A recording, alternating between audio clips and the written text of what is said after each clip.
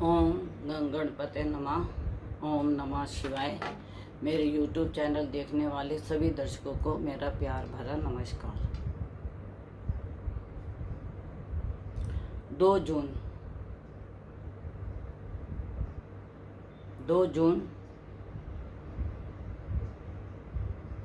2021 बुधवार का दिन मंगल जो है अपनी राशि का परिवर्तन करेगा। अब जो मंगल अपनी राशि को परिवर्तन करेगा तो इसका जो राशि परिवर्तन है वो 48 डे और 45 डे का होता है। 45 दिन और 48 दिन में यह दूसरी राशि में परिवर्तन करता है। मिथुन में यह 3 महीने रहा था। अब जो 2 जून को यह परिवर्तन कर रहा है उस दिन नक्षत्र होगा पुनर्वसु बृहस्पति का। और मैं आपको अपनी हर वीडियो में यह बात बोल चुकी हूँ कि जो ग्रह होते हैं जिस नक्षत्र में परिवर्तन करते हैं उसका भी फल मिलता है। अब पुनर्वसु नक्षत्र बृहस्पति का है और बृहस्पति का भी फल इसके अंदर आएगा 3 दिन के लिए। अब ये कर्क राशि में जा रहे हैं।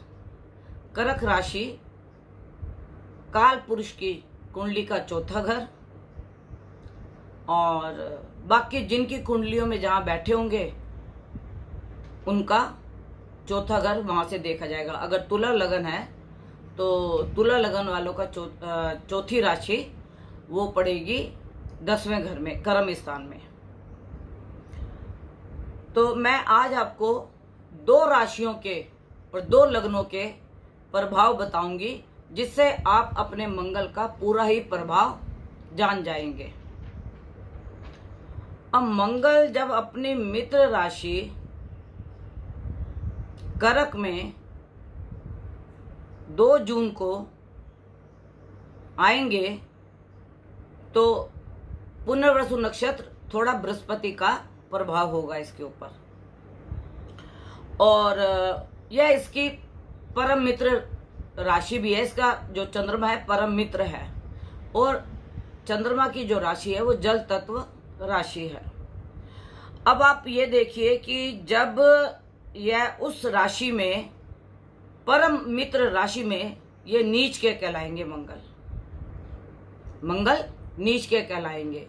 अब इसकी परम उच्च राशि मकर है, शनि की राशि।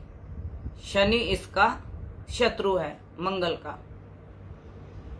अब जब यह काल पुरुष के हिसाब से अगर आप देखते हो तो ये 4थे घर में आए, माँ के घर में आए, सुख साधनों में आए, वैकल में आए, भूमि में आए।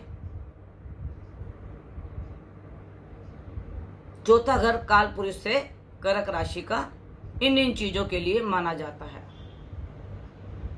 और अगर आप तुला राशि में देखते हैं तो तुला राशि में 10वां कर्म स्थान में नीच के आएंगे और तुला राशि में जब ये नीच के 10वें स्थान में आएंगे और वो चौथी दृष्टि से तुला राशि को देखेंगे या तुला लगन को देखेंगे। मंगल का काम है फाइटिंग, बीपी हाई करना, बीपी लो करना।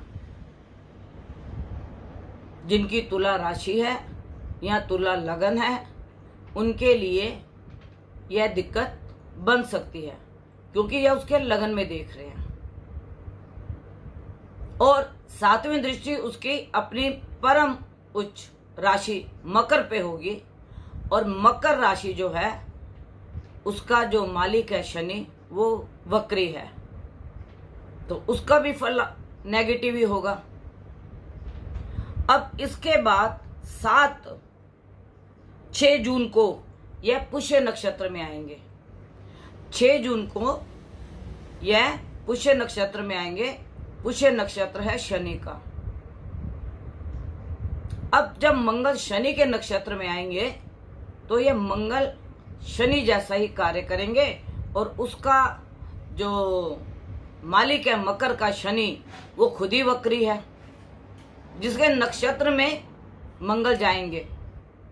तो 6 जून के बाद कुछ ऐसी संभावनाएं लगती हैं, क्योंकि पुष्य नक्षत्र होने के कारण 7वीं दृष्टि शनि के ऊपर मकर राशि पे पड़ने के कारण कहीं पे उपद्रव, कहीं पे कुछ झगड़े, लड़ाई, अगजनी, कुछ ऐसी संभावनाएं लगती हैं। अब मंगल जब कर्क राशि में होता है तो बड़ा शांत रहता है, क्योंकि चंद्रमा की राशि शांत प्रिय। और अगर आप कहीं 4 आदमी बैठ के आपस में बात कर रहे हैं और आपने कर्क के चंद्रमा वाले व्यक्ति के ऊपर कुछ छीटाकशी की बातें की या कुछ भी ऐसी बातें की जो उसको बर्दाश्त नहीं होंगी, तो वह अपने मंगल के फोर्स में आ जाएगा, अपने मंगल का प्रभाव दिखा देगा कि मैं भी कुछ हूं, और मंगल उतनी नीचता पे चला जाएगा जिसके साथ सामने वाला कभी ना इसने सोचा होगा और ना कभी उसके मन में होगा कि ऐसा भी ये व्यक्ति बोल सकता था, या हमें इतनी नीचता की शब्द या इतनी नीच बातें या इतना जो भी, मतलब मंगल अपना फोर्स का दिखाएगा। क्योंकि मंगल के अंदर तुम जैसे एक शेर को पिंजरे में बंद कर दो और उसको तुम ऊपर से हल्के हल्के पत्थर मारो, पॉपकॉर्न मारो, दूर से चिढ़ाओ, तो वो शेर क्या करता है? पिंजरे से बाहर निकल के तुम्हें खाने को, तुम्हें काटने को दौड़ता है। तो कर्क राशि में अगर कोई मंगल को छेड़े या उससे विवाद करे तो समझ लो उसकी शामत कहीं से रुकने वाली नहीं है। इसके बाद 29 जून को मंगल जो है अश्लेषा नक्षत्र में आ जाएगा, और अश्लेषा नक्षत्र जो होता है वो गंडमूल का माना जाता है। आपने सुना भी होगा कि अगर गंडमूल के बच्चे पैदा हों तो माँ बाप उसकी पूजा कराते हैं। किसी गंडमूल का बच्चा कभी माँ के लिए भारी होता है, कभी पिता के लिए भारी होता है, कभी पूरे परिवार के लिए भारी होता है, या कभी अपने शरीर के लिए भी ये भारी होता है। और अश्लेषा नक्षत्र बुध का है। इसके बाद 22 जून के बाद मंगल वृश्चिक राशि के नवांश में आ जाएंगे। वृश्चिक राशि भी और कर्क राशि दोनों जल तत्व हैं।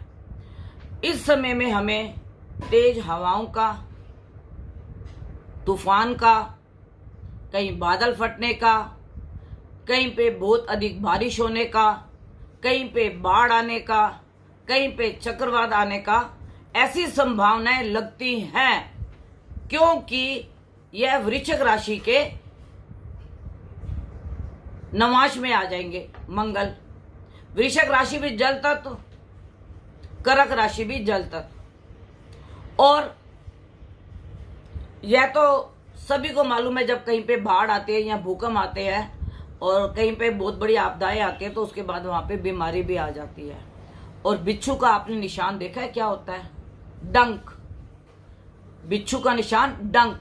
जब यह उसके नवांश में आएगा तो मंगल डंक मारेगा। जिसका मंगल वीक होगा, जिसका मंगल अष्टमेश होगा, जिसका मंगल द्वादश होगा, तो वही बिच्छू वाली बातें करनी और उस तरीके से रक्त संबंधी प्रॉब्लम भी आ जाएंगी। और कुछ सरकार के हो सकता है निर्णय ऐसे हों जिसको जनता स्वीकार ना करे, तो कुछ उपद्रव होने की भी संभावनाएं लगती हैं। क्योंकि वृश्चिक राशि बिच्छू है, मंगल फोर्स का मालिक है, अग्नि तत्व का मालिक है, अपनी ताकत दिखाने का मालिक है। मंगल के अंदर इतनी ताकत होती है कि वो जब तक सामने वाले को हरा ना दे, वो चैन से नहीं बैठता। मंगल ने झुकना नहीं सीखा और काल पुरुष की कुंडली के हिसाब से चौथे घर का मंगल मां के लिए कष्टकारक हो सकता है, क्योंकि कर्क राशि में जिनका मंगल होगा, अगर वो चौथे घर में होगा या अष्टम में होगा, है तो चंद्रमा मां का कारक, तो वह वैसी मां को कोई हेल्थ प्रॉब्लम, मां को कोई ब्लड संबंधी प्रॉब्लम ऐसी होने की संभावनाएं हैं।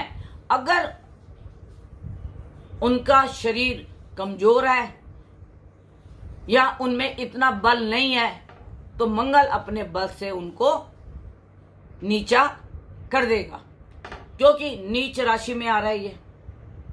और इसके बाद जब यह धनु राशि के नवांश में आएगा, तो धनु राशि का नवांश भी गंड मूल का माना जाता है। और धनु राशि के नवांश में आने से, गंड मूल में आने से, उसमें आपदाएं थोड़ी बढ़ने की संभावनाएं हैं, उपद्रव होने की संभावनाएं हैं। यह क्योंकि मंगल का जो नेचर है वो अपनी नेचर नहीं बदल सकता, और उसका जो दृष्टिपात है वो शनि के साथ है। जिसने मंगल को छेड़ा, शनि हथियार है, तो मंगल हथियार उठाने से भी बाज नहीं आएगा।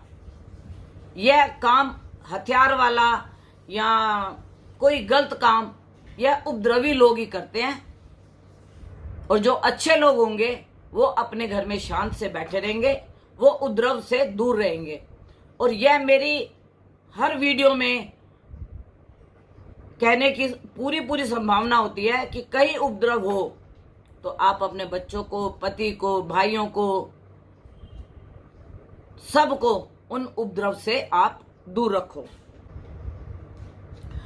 और इसके बाद मंगल जब सिंह राशि में प्रवेश करेगा, जब मंगल इसके 45 दिन के बाद 20 जुलाई को जब यह सिंह राशि में प्रवेश करेगा, तो उसका पहला नक्षत्र मघा भी गंड मूल का माना जाता है।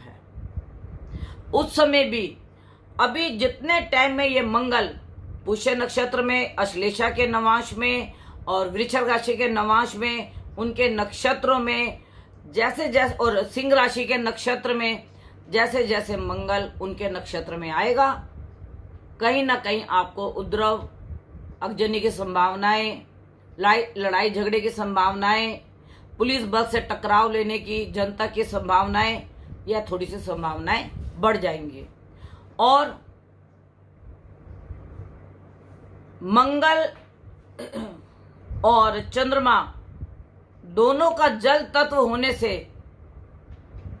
जल तत्व जैसी हमारे देश में प्रॉब्लम्स आ सकती हैं। अब ये तो हम नहीं कह सकते कि भाई हमारे साथ ऐसा नहीं होगा या हमारे यहाँ पे बाढ़ नहीं आ सकती, क्योंकि जल मग्न होना, कहीं पे इतना जल हो जाएगा कि पूरे घर के घर डूब जाएंगे, कहीं पे इतना जल हो जाएगा कि वहां से चक्रवात से निकलना लोगों के लिए बड़ा कठिन हो जाएगा, क्योंकि मंगल की अपनी नीच राशि और मंगल का अपना प्रभाव, और जिस राशि में वो जा रहा है वो कर्क राशि है, और जिसके वो उसके अपने प्रभाव हैं वो उग्रता के हैं, तो वो अपनी उग्रता छोड़ नहीं सकता, क्योंकि उसकी 7वीं दृष्टि जो है शनि पे पड़ रही है, जो कि खुद ही वक्री है। और मैं एक बात यह कहना चाहती हूं कि मंगल कर्क और सिंह राशि में जब मघा नक्षत्र तक रहेगा, तब तक आपको सावधान रहने की आवश्यकता है।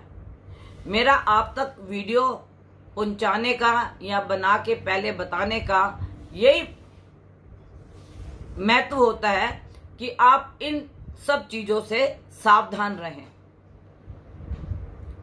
क्योंकि जहां पे बाढ़ आएगी, जहां पे भूकंप आएंगे, क्योंकि मंगल भूमि का भी मालक है और काल पुरुष की चौथी कुंडली में यह भूमि वाहन इनका भी मालिक है। तो काल पुरुष की पत्री से भी अगर आप देखें और तुला लगन और तुला राशि से भी अगर आप देखें तो मंगल इन राशियों के लिए ठीक नहीं है। इसके बाद एक पड़ती है मकर राशि या मकर लगन। उसके अंदर जो मंगल है 7वें घर का होगा।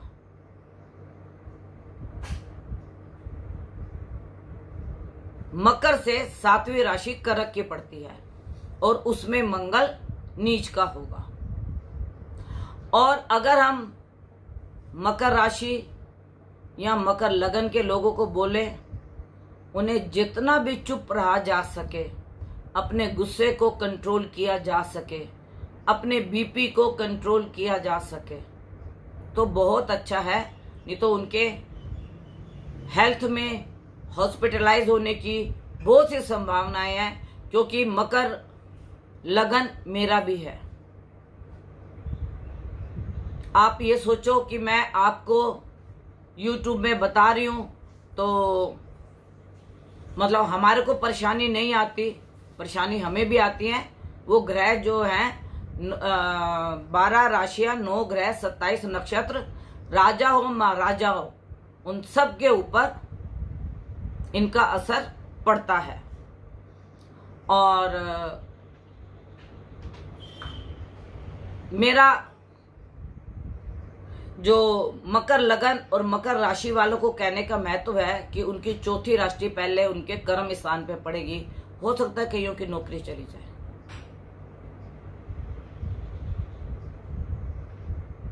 अगर उनका मंगल जन्म का अच्छा होगा तो वो अच्छी पोस्ट पे, अच्छी जगह पे काम कर रहे होंगे।